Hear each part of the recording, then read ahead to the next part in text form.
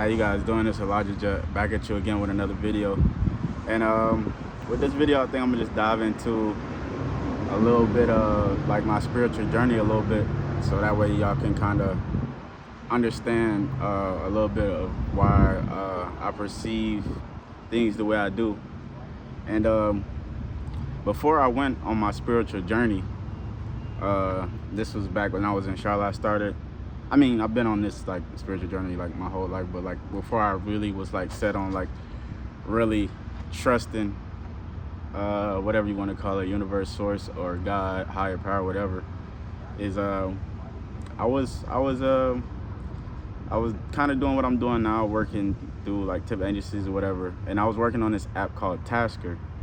And this particular family that I was helping, we had me and another person, we had went out the first time and helped them move some stuff around. And then later that day they called me back because we did a good job, but it was only like one thing that needed to be moved.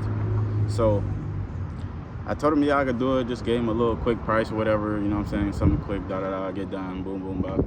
I go out there and I don't know why, but something told me like on the way there that like, oh, if I get a $20 tip, like I'm gonna just go feed the homeless. So I don't know what even made me think that, but on the way there, that's the thought I had. So I got done. She was like, it was a lady and a gentleman, older folks, and she was like, oh, I don't have much, but I want to give you something. I was like, I really don't need nothing because we got tipped earlier, so I wasn't really tripping. She was like, oh, I don't have much, but I want to give you something. I was like, yeah, whatever. I said whatever, a couple dollars. I'm tripping. I'm thankful for whatever. So she just reaching in her pocketbook, put out like a $5, couple singles, another $5, and then it ended up being like $20. So I'm driving on the way back, and I'm just like almost like dumbfounded, like damn, that really was $20. And I told myself, like, if I get $20, I'm gonna go feed the homeless. And I was like, damn. So I was like, I went and did it, but at the same time, it's like I could have had the option of not doing what I said I was gonna do. But to move forward after that,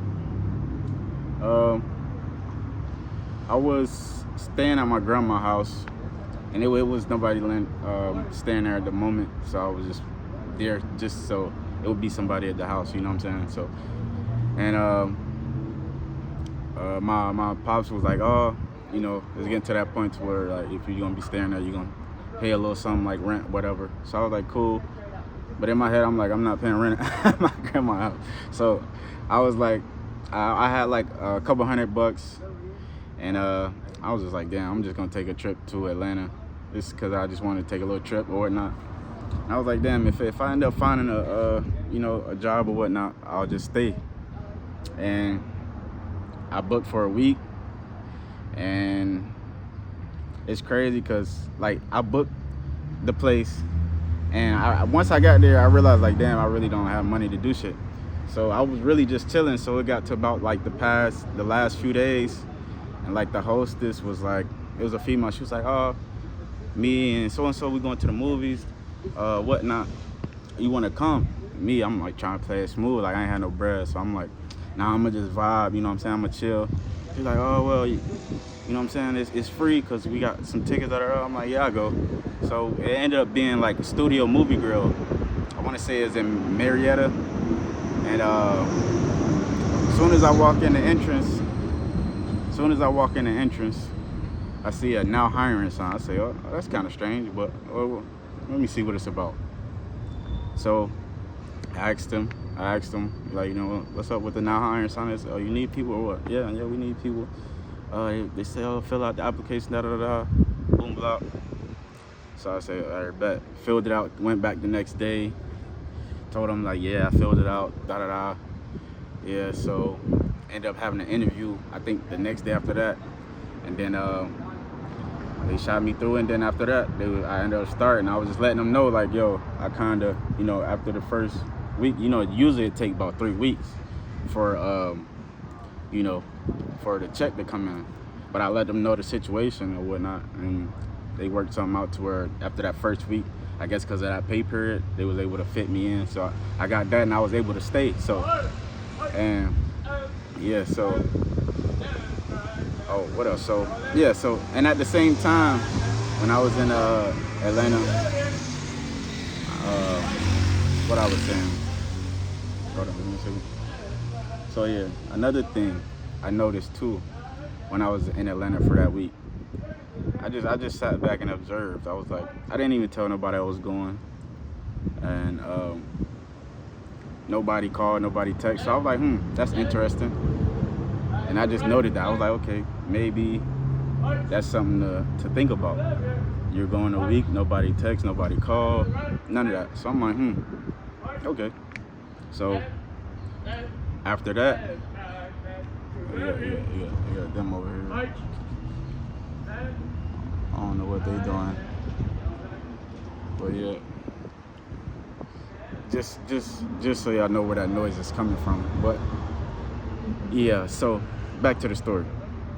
So I'm like, yeah, okay, so that's interesting. You know, people tell you they love you and all of that, but you kind of see, like, you know what I'm saying, who is who and which is which when the time comes. So you know, I just played it like that. So boom. So I was doing Studio Movie Grill for a while, and I'm like, you know, this ain't really cutting it. But they saying, oh yeah, we're gonna give you more hours. I'm letting them know, like, I need more hours. It's part-time, not gonna do nothing for me. Oh, we're gonna make you bartender, I'm like, oh, whatever. So this was in February, I want to say 2021. So my birthday ended up rolling around, and I ain't have too much bread, but it was like a store across the street. And what's them things that we used to drink in this camera fucking up? But it was this what